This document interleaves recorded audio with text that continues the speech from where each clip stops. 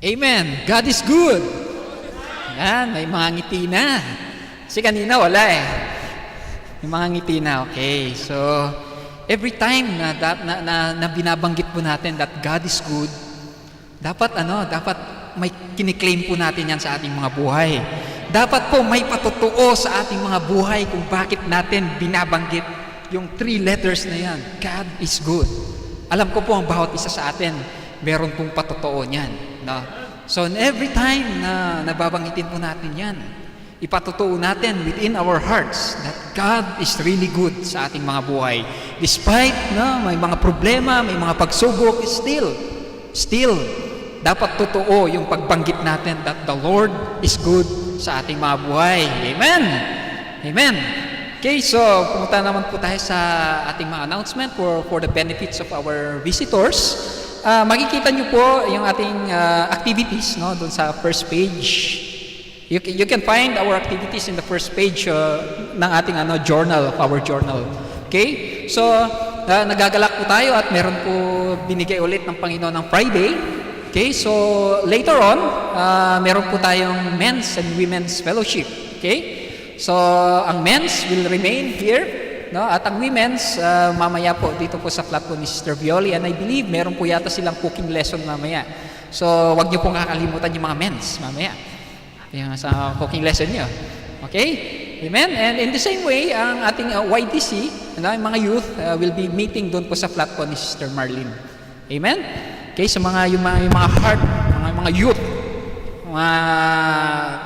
nandun po tayo sa kabila, nandun po tayo kina Sister Marlene. And for tomorrow, ang ating Dawn Watch, so wag po natin sayangin yung pagkakataon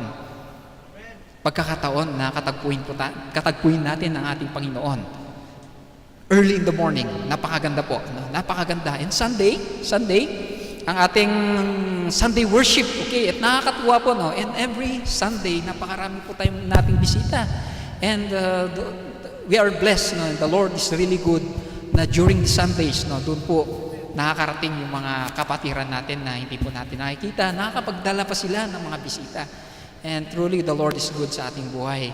And the same way, ang ating Monday, ating prayer warrior. Okay, ang ating prayer warrior. So, i-remind ko lang po ulit na yung ating prayer warriors is huwag po nating sayangin yung pagkakataon. Gaya po ng ating prayer warrior last Monday, 13 lang yung nagbigay ng prayer request. Huwag po nating sayangin. Every Friday, nagbibigay po ako sa inyo ng prayer slip, prayer request slip. Nasaan po yung mga yon? Bakit po hindi po nakakarating na Monday? So, wag po nating sayangin yan. Wag po nating sayangin. And ating Bereans every Tuesday, so natapos na po natin ang Book of Exodus. So, this coming Tuesday is ito po yung summary. Didiscuss po ni Pastor yung summary po ng Genesis, Book of Genesis and Book of Exodus. Amen? So, dapat excited tayo. Kasi marami tayong na-discuss. Yes, it's napakaganda po ng discussion every Tuesday. But papaliwanag ni Pastor to ng in-depth para mas maintindihan po natin. And we are blessed. We are blessed na binigyan po tayo ng mga pastors natin. Very patient na turuan tayo every time na kailangan po natin. Amen? Amen? And then, meron po akong special announcement today. Ang ating outreach ministry sa OWA this coming June. So ang plan po ng church is we conduct the outreach on the last Friday of June. So yun po yung June 29 po yun. June 29. And remember na meron po tayong box, Meron po tayong box sa ibaba. And earlier, a few months back, nag-invite na po ang church na mag-share tayo ng mga bagay na po pwede po natin ipaabot sa mga kapatiran po natin sa OWA. Kung nakita niyo po yung kondisyon ng ating mga kapatiran sa OWA is kakaiba po. Kailangan po talaga nila ng tulong. That's why iyon po yung naging project ng church na i-outreach natin sila in the same way, of course, ang pinaka-importante, abutin po natin sila ang salita ng Panginoon. Amen? So may mga paalala lang po, ina-encourage pa po ang bawat isa sa inyo na dagdagan po natin yung yung mga bagay na itutulong po natin sa June. May mga pangangailangan pa po, no? Gaya po ng additional toiletries, yung mga toothpaste po, kailangan pa po. Ang rice, kailangan pa po ng rice. In the same way, dagdagan po natin yung mga canned goods na i-share po natin sa kanila. And traveling bags, kasi kailangan po ng ating mga kababayan, mga traveling bags po nila. And then, the same way, yung mga laundry soap, kasi kailangan po nila maglaba doon. No? Tulungan po natin sila. And for ladies naman po, no, para sa mga babae po doon, no, kailangan po nila mga inner garments. So, sa mga ladies, baka po makapag-share po tayo ng mga, hindi po natin alam mga sizes nila, pero i-share na rin po natin. I-share na rin po natin. No? And the same way, yung mga feminine hygiene items, na mga items na kakailangan din po ng mga ating mga kapatiran na babae doon. Okay? So, yun po, ulitin ko po, last Friday ng June, ihanda po natin ang ating mga puso sa ating pagtulong, yung ating outreach sa kanila. Amen? May joy po ba sa inyong mga puso na mag-share tayo? Okay, kayo po nagsabi niya, nag-amen po kayo. Okay? So, sa dakong ito, ihanda po natin ang ating mga puso sa salita ng Panginoon. Because the Lord has a special message sa bawat isa sa atin sa pagkakataong ito. So I call on Pastor Chris.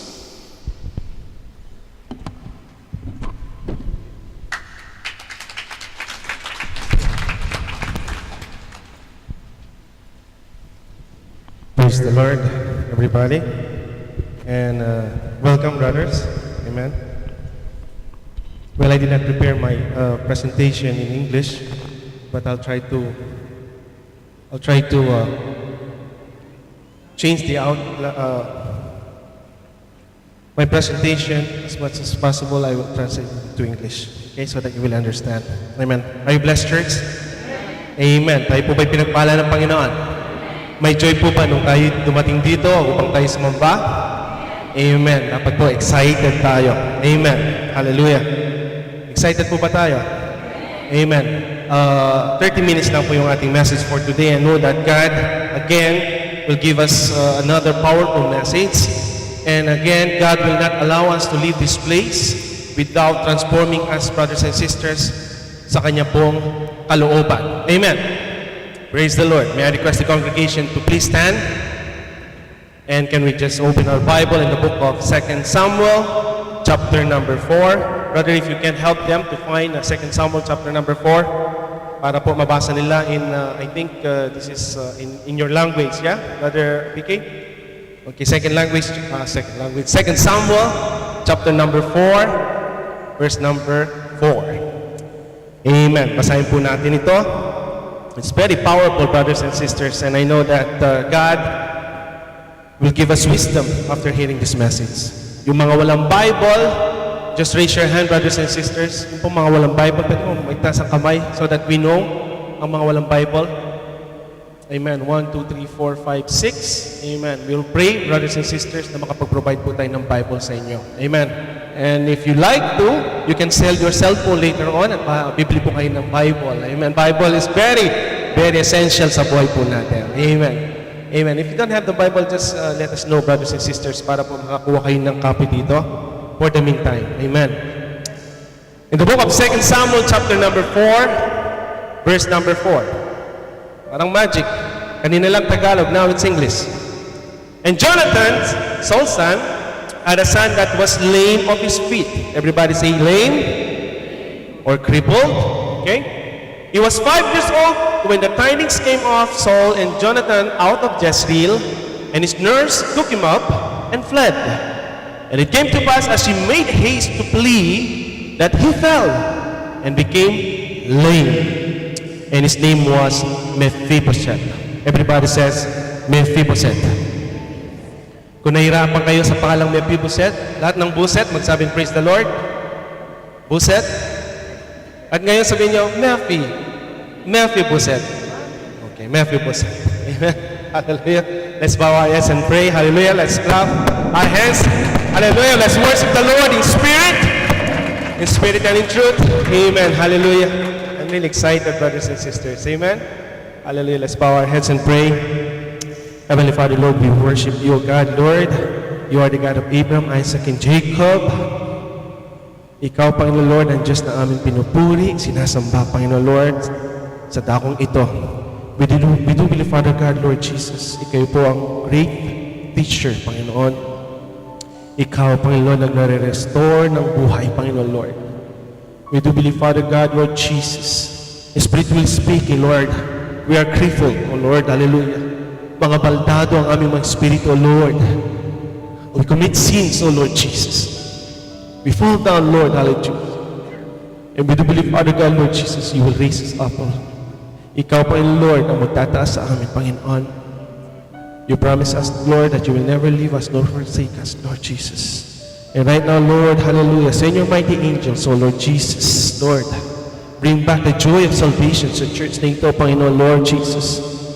Lahat po ng mga hearer, Panginoon Lord, ng iyong word, O Lord Jesus. Bless them mightily, O God, Lord. Bless us, Father God, Lord Jesus. Nawa, Lord, ang bawat marinig na mga salita, Panginoon Lord, sa oras na ito. Lahat ng mamamutawi sa aking labi, Panginoon Lord, ay magkakaroon po ng power. Lord, hallelujah, Jesus. So that, Panginoon Lord, lahat po, Panginoon Lord, ay maging receptive, Panginoon Lord, sa iyong mga salita. And they will understand, O Lord, hallelujah, the power of your grace, O Lord Jesus. Bless us, Father God. In Jesus' name we pray. Amen, amen, and amen. Praise the Lord. Amen. Glory to God. In Jesus' name. We read a wonderful message, brothers and sisters, in the book of 2 Samuel, chapter 4, verse 4. If you are not aware about the history of Israel, the Israel brothers and sisters, the first king of Israel was King Saul. Amen. God anointed King Saul to lead the people of Israel. Amen. And then si King Saul, brothers and sisters, meron po siyang anak. Ang name niya is Jonathan. Amen. Si Jonathan, brothers and sisters, ay naging kaibigan po ni Haring David. King Saul, brothers and sisters, nagkaroon po siya ng very bad or terrible jealousy and insecurities sa approach po niya kay David. Amen. Because King Saul, he was the first king of Israel. And ang Panginoon, naggalit po siya kay King Saul dahil he was wicked in a sense that hindi siya nakikinig sa mga advices and po ng mga prophets ng ating Panginoon. Naging karoon siya ng hard-headed, nagkaroon siya ng jealous heart. And as a king, brothers and sisters, hindi po niya sinunod, he disobeyed the word of God. Amen. And it came to a point that he met King David, or hindi pa po siya king. God anointed King David to replace him. Amen. Then he started to have the spirit of jealousy, the spirit of hatred. In the Bible, it was mentioned that 23 times nagkaroon po siya ng hatred kay King David at pinatay niya, nagtangkang patay niya si King David. Amen. Because of his jealousy. Brothers and sisters, kapag nagkaroon ka ng inggit, if you have this jealous or yung inggit sa puso mo, 100% brothers and sisters, lahat po ng inyong mga ginagawa ay magiging palpak. Amen. Kapag may mga puot ka sa puso mo, you cannot serve God. Amen. Kapag may nainggit ka, every time na nakikita mo yung kinainggitan mo, nasisira na yung araw mo, brothers and sisters. And to be honest, the jealousy is not from God. Amen. Amen po ba? Dapat po matanggal sa atin yung espiritu ng inggitin. So King Saul had a terrible jealousy in his heart. 23 times he attacked David. Amen. Kaya pala yung inggit. You know, once you start to have jealous in your heart, pwede kang makapatay, brothers and sisters. Pwede kang makapatay, like King Saul. And then Jonathan, the son of King Saul, napansin niya that he was not really blessed ano po sa ginagawa ni King Saul. So one day, he approached King David, o si David. Ang sabi niya, David, I know God loves you, and God has a wonderful plan sa buhay mo. And I know, ang sabi po ni Jonathan, the time will come that you will lead these people, and God will bless you for that. Amen. He told David, remember us. David, ang sabi niya po, that if you will be in the throne, keep my family with you. Don't take revenge sa aking pamilya. I know my dad, he did wrong in your sight, I know that and God knows it. And I'm telling you right now, David, ang sabi po ni Jonathan, bago sila nagiwalay at hindi na po sila nakita during that time. Dahil magkaibigan po sila, para magkapatid na si Jonathan and David, brothers and sisters. Lahat ng mga plano ni Saul, lagi pong sinasabi ni David, ni Jonathan kay David upang sa ganun hindi mapahamak si David. Amen. And he told David, promise me, ang sabi niya, if you will be the king of Israel, bayan ang aking sambahayan o ang aking pamilya. And David says, yes, I will keep my promise. Amen. At pinramis po ni King David na yung remnants po ni Saul, ni Jonathan, ay hindi po niya sasaktan. Amen. Because in the time of that period, brothers and sisters, usually kapag pinapatay yung mga royal family, hanggang sa kinaapuwa-puwa niyan pinapatay because they don't want them to lead the nation again. Amen. And in this Bible, brothers and sisters, in 2 Samuel chapter 4, verse 4, it says that one time when King Saul killed himself and Jonathan was killed in the battle, brothers and sisters, and yung pong mga enemies nila, they were about to attack their tiny kingdom, nangyari po, tinago yung anak ni Jonathan. Amen. He was just around 5 years old. Amen. So yung kanyang yaya, lahat po magsabing yaya, yung kanyang yaya, yung kanyang nurse, kinuha po niya yung baby. Amen. He was only about 5 years old. Sino ba yung mga 5 years old dito? Like Gaboy siguro, no? Or kay Micah. Amen. So along the way, nung po sila nag-rush, nagtatakbuhan na sila, hawak-hawak po nung nurse, nung yaya, si Mephibosheth, and then sila po ay parehong natisod. Nadapa. Unfortunately, nahulog po si Mephibosheth at na-fracture yung dalawa niyang paa. Amen. He was lame. He became crippled, brothers and sisters. Amen. And the story starts here. Amen. So Mephibosheth, brothers and sisters, he was raised in the land of Lodebar. Amen. In 2 Samuel chapter 9, verse 1 to 10, can we read this verse, brothers and sisters? Now, hindi na siya English, ha? Tagalog na siya. Anyhow, brothers and sisters, English na. Okay. Okay lang po ba? English tayo ngayon? Amen. So in 2 Samuel chapter 9, verse 1 to 10, and David said, is there yet any that is left of the house of Saul, that I may show him kindness for Jonathan's sake? So, after 15 long years, brothers and sisters, David, hindi po siya makatulog. Naranasan niyo po ba itong hindi tayo nakakatulog gabi-gabi? Ako po lagi. Ano po? Minsan insomnia na tayo. May insomnia na tayo. So, one day, King David, naalala po niya yung kaibigan niya si Jonathan. He remembered his friend Jonathan. Way back 15 years or 20 years, brothers and sisters. And he remembered that he kept a promise po kay Jonathan that he will keep his families. Ano po, tutulungan niya. So one day, punta na po tayo sa chapter 9 ng 2 Samuel. David said, is there yet any that is left of the house of Saul that I may show him kindness for Jonathan's sake? Meron pa bang natitirang pamilya si Jonathan na aking kaibigan na buhay mo pa hanggang ngayon? Wala na akong maalala dahil I promised to him way back 15 years that I will show kindness sa kanya pong mga remnants na kanyang pamilya. Amen. In verse 2, and there was of the house of Saul a servant whose name was Ziba.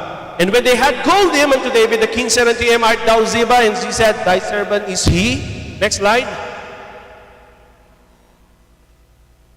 And the king said, is there not yet any of the house of Saul that I may shew kindness of God unto him? And Ziba said unto the king, Jonathan hath yet a son with his lame on his feet. Ang sabi po niya, yes, I know. May anak po si Jonathan na siya po ay crippled, siya po ay baldado, siya po ay hindi makalakad. And the king said unto him, where is he? And Ziba said unto the king, behold, he is in the house of Machir, the son of Amiel in Lodebar. Amen. Lahat po magsabing Lodebar. Hindi, ano nga pilitin ng Sister Minerva? Debibar. Okay, it's Lodebar. Amen. What is Lodebar, brothers and sisters? Next slide. Lodebar is a city east of Jordan River, a city that was characterized by its barrenness, wastelands, and devastation. In short, yung pong Lodebar, ito po ay lugar ng mga barren, wastelands, walang halaga, and devastation. Lodebar, the place of no pasture, no greenery. It was desolate in Lodebar, meaning walang kabuhay-buhay doon sa Lodebar. Yung yaya niya, maybe mahirap po yung buhay ng yaya, but instead po na mag-keep sila sa palace during that time, he kept Mephibosheth at tinago po niya sa Lodebar. Amen. Sa Lodebar, isolated place, mga bare ng mga nandoon. Down in Lodebar, Mephibosheth lost his rank. He was the successor of King Saul and Jonathan at si Mephibosheth, but he lost his rank. Amen. Nawala po yung kanyang value, brothers and sisters. Royal blood siya, royal family. But when he came to Lodebar, brothers and sisters, yung kanya pong rank is lost his prestige, lost his respectability, lost his reputation, he lost his superiority, he lost his self-will. Meaning, he was rich to rags. Amen. Hindi rags to riches. Kumakain siya ng 3 beses ang araw. He was treated like a king, like a prince. And it came to a point, brothers and sisters, one day sa kanyang buhay, amen, siya po ay naitaboy sa kaharian, at ang masakit pa doon, siya po ay nabalian ng kanyang mga paa. Sadness, amen. Hopeless situation, brothers and sisters. He was only 5 years old. Imagine, 5 years old. He was not treated by a surgeon, by orthopedic during that time. Maybe they don't have any money. They don't have any resources at all. Kaya he was brought up lame. He don't deserve it. Hindi po ba? He was just 5 years old. Imagine, a 5 years old kid. Amen. Dati-dati, inapagan lang siya ng pagkain. He was wearing a robe. Naglalakad siya sa palasyo. Lahat ng kanyang gusto, nakukuha niya. And one day in his life, brothers and sisters, napunta po siya sa Lodebar, which is a place of no pasture. Down in Lodebar, Mephibosheth went from living in the palace to hiding out with a family friend. So Mephibosheth went from the prince to servant. Mephibosheth went from powerful to afraid. Amen. They kept him, brothers and sisters. They kept him in Lodebar. And they told him that, Mephibosheth, you will never ever see the palace again. Amen. Sinabi po sa kanya, hindi mo na makikita dahil the king is after you. The king will kill you. King David, ano po ang nire-refer? And dito ka na lang magtago ka dyan. And just accept things as they are. Amen. Pwede po ba yun, brothers and sisters? I-accept mo lang po ba na ganun-ganun na lamang, mga magawal kapatid? Of course not. Next verse. In verse 5, in verse 5 of chapter 9, hindi na po siya English? Okay, hindi na siya. So, mag-shift na tayo ngayon. Second gear.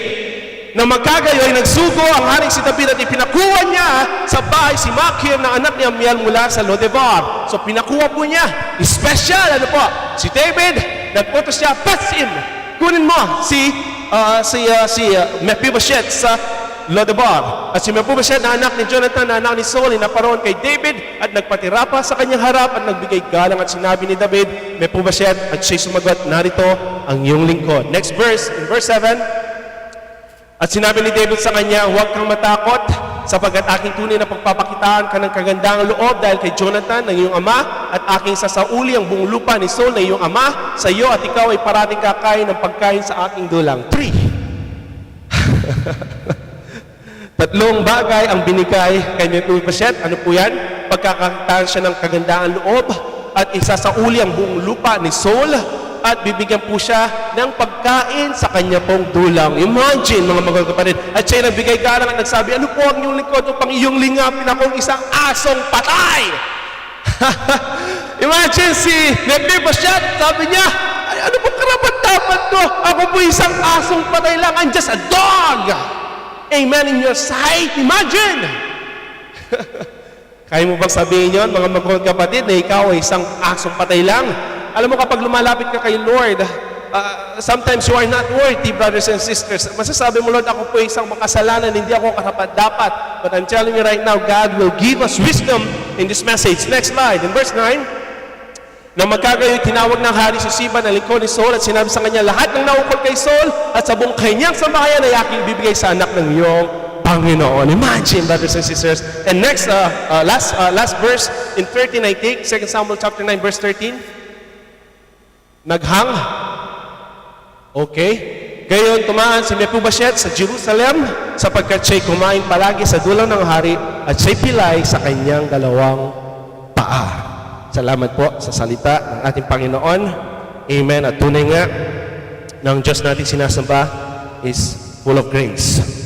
Amen. Hallelujah. Praise God.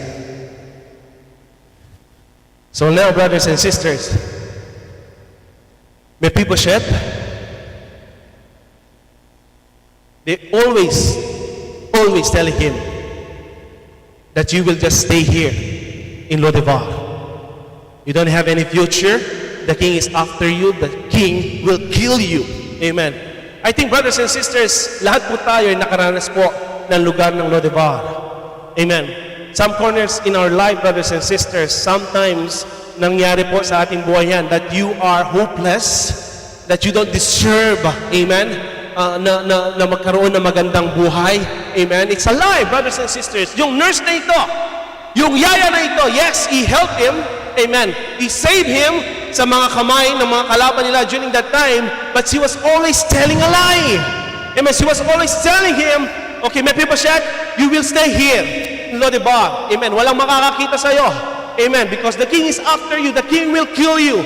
So what will happen, brothers and sisters? Na-insert po sa mind ni Mephibosheth that he will just stay there for his life, at walang mangyayari sa kanyang buhay, walang future ang mangyayari sa kanyang buhay. He was afraid.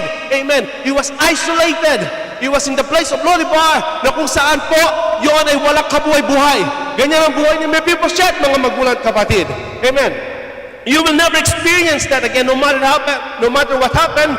Nobody will know that you are still alive. Amen. The nurse always telling him a lie, that he will never see their kingdom again. Amen. Lagi po yan. So na-insert sa mind niya, brothers and sisters. So they tell him that the king is mad at him, and they have this lying spirit. Amen. Na he will never see the kingdom again. Amen. One time, brothers and sisters, one of our sisters, he told me that meron daw pong isang kapatiran dito. We have one sister na masyado siyang, siguro, hindi po niya alam ang salita ng Panginoon. She was very perfectionist. Ang sabi po, hindi ka pwede sa church namin. Kasi kung may kasalanan ka, kung gumagawa ka ng kasalanan, hindi ka karapat-dapat sa church namin. I think, brothers and sisters, that's a lying spirit. That is a lying spirit. You will never ever tell a sinner na hindi po siya pwede sa church na ito. I'm telling you right now, brothers and sisters. Don't tell anyone na kung siya'y nangangalunya, kung siya ay may habibi, may habibti, lahat, meron siya, gumagawa siya ng kasalanan, don't ever tell him or tell her na hindi siya pwede at hindi siya karapat-dapat sa church na ito. You are telling him or her a lie.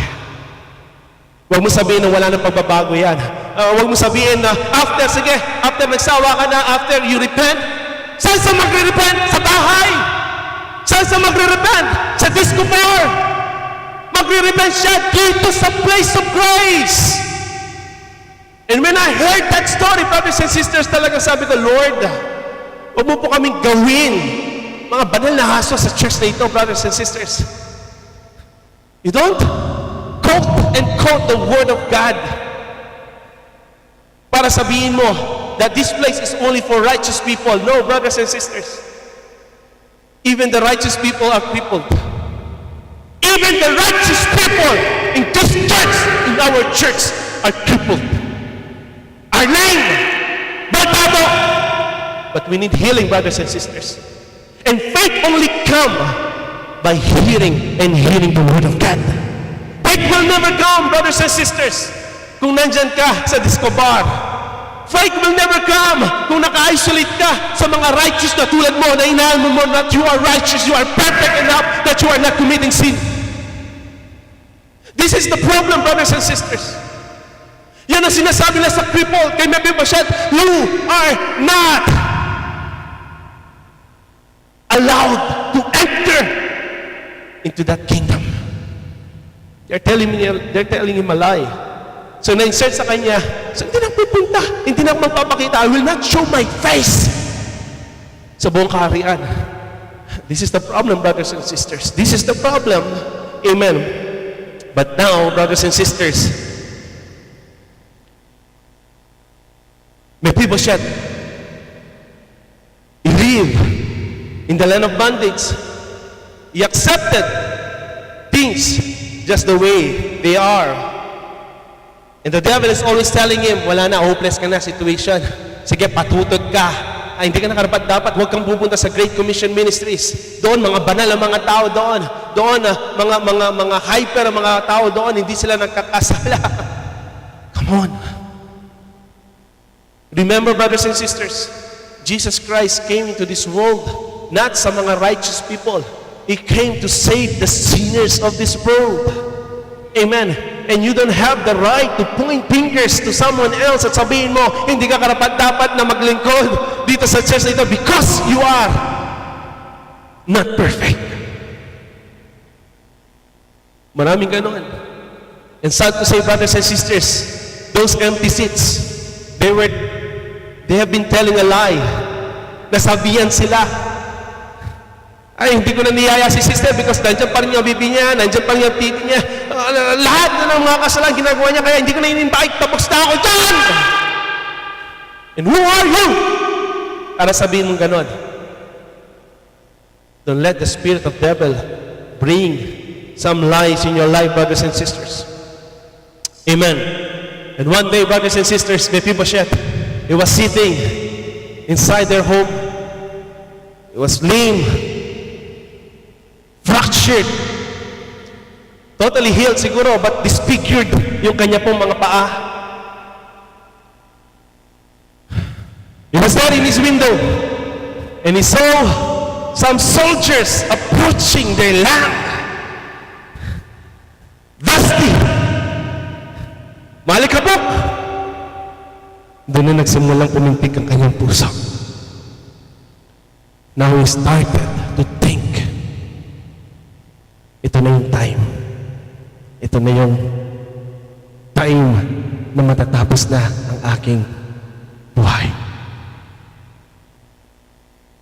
Now the people, the soldiers are fast approaching. And they're knocking at their door. Mephibosheth. Yes, sir, here I am. The king wants to see you.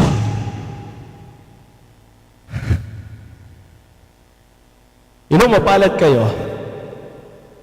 When you were in the place of Lodebar, may nag-invite sa inyo sa church na ito eh. Kumatok.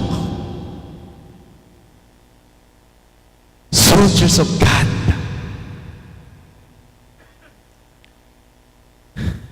Kinuha siya, nilagay siya sa stretcher. And Mephibosheth, he was just staring at them, yung kanyang po mga loved ones. He was staring at them, those who told him a lie. Tinignan niya yung status ng buhay nila. I-observe niya for 20 years or 15 years, I was here in this place. Walang kabuhay-buhay. Ang mga kasama niya, mga may kasalanan, drinking, smoking. Wala silang kabuhay-buhay. No pastures, no greenery, no life at all. Ang sabi niya sa sarili niya, I will leave this place and I will see you no more. Hindi ko na kayo makikita. I don't know what will happen after this, but I'm sure that the king will kill me. The king will start to condemn me. Yun ang nasa puso niya. Amen. And then yung palabas na siya doon. It's time to say goodbye. The Lodebar. He started to come out in Lodebar, brothers and sisters. Now, nakikita niya, far away, a huge kingdom. Nakita niya sa kanyang pangitain, sa kanyang vision, may mga escorted. Soldiers escorted him. Can you picture just this church? It was escorted him. Red carpet with him. Nung tiyapak niya kanyang mga paha. realized that napunta na ako sa lugar na ito. I remember when I was still 5 years old. I remember yung place na ito, yung napakagandang pagitain ko. Nakita ko muli. And he was accepted by people. He was greeted by people with respect. He was greeted by people with humility. Nagpabow down ang mga tao habang siya nakikita. Naglalakad. Naglalakad ng pilay. Hindi niya deserve yun, di mo ba? And the king is waiting for him. Naranasan mo na, parang familiar itong place. I haven't been here sa Muharraq, Brother Dennis. Pero nung pumasok ako, parang nakapunta na ako dito. Ay, yung mga visitors. Nung pagkakita, parang welcome na welcome. I think this is my place. This is my home. And then Mephibosheth, he started to cry. Nakita niya si King David. 2 words came out in his word. In his mouth, brothers and sisters, si King David, anong sabi niya? Fear not. Huwag kang matakot. How many visitors we have? Don't be afraid. Don't be afraid. Fear not. You're not here para i-condemn kita. You are here para magbigay ako ng kindness sa'yo. Ibalik ko yung nawala sa'yo. At kasama kitang kakain! Hallelujah! Imagine, brothers and sisters, 15 long years. Nung umuwi siya, he was greeted by the king. At sabi ng king sa kanya, fear not. Fear not. Amen. He remembered that this place ay nanggaling na siya doon. Amen.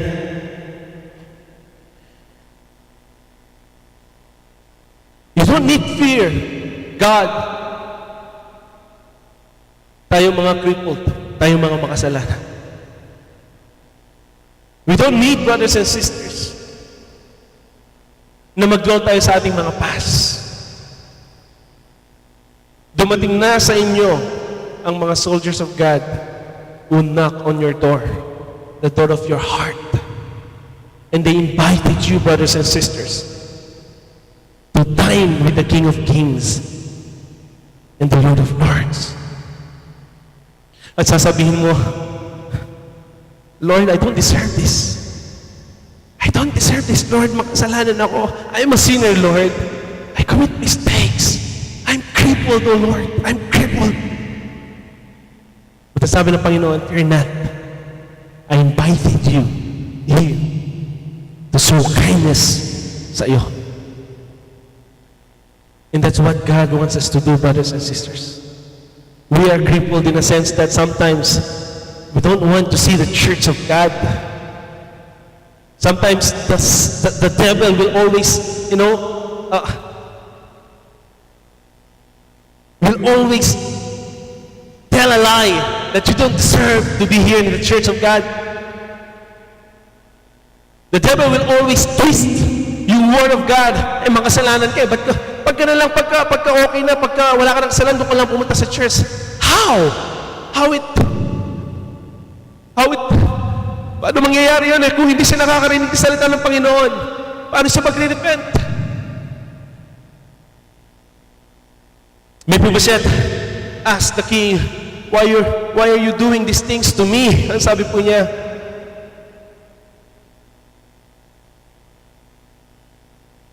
bakit mong ginagawa ito, Lord? Bakit mo po pinagpapala? In spite of, wala na akong time sa'yo, hindi na ako sumisimpa sa'yo, Lord, lagi na lang ako sa trabaho, nagmumukpok, but still, Lord, napakabuti mo sa akin. Naitanong mo pa sa sarili mo yun? Have you ever experienced that situation in your life, brothers and sisters, na sasabihin natin, Lord, I'm not worthy. But still, you love me, Lord.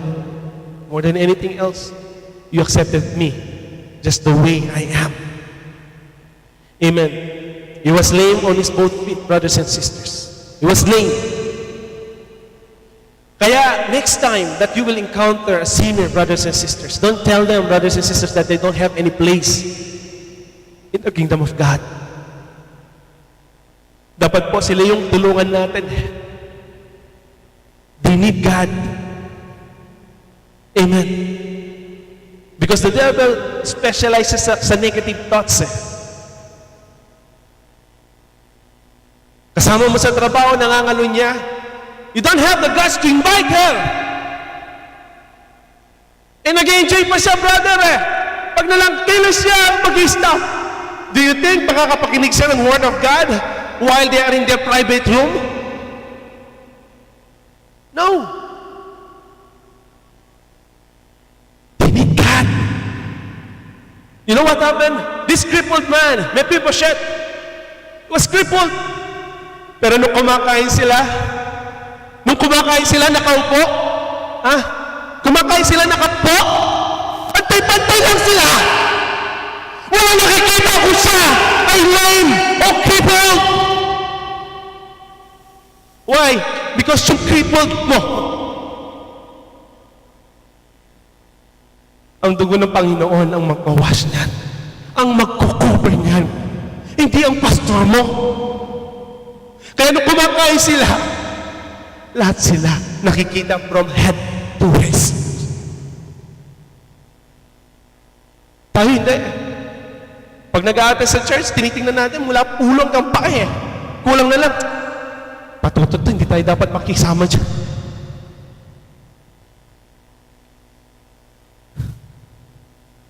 He was crippled, but he was still in the house of God. He was crippled, but he was still in the house of God. Tayo po'y tumayo.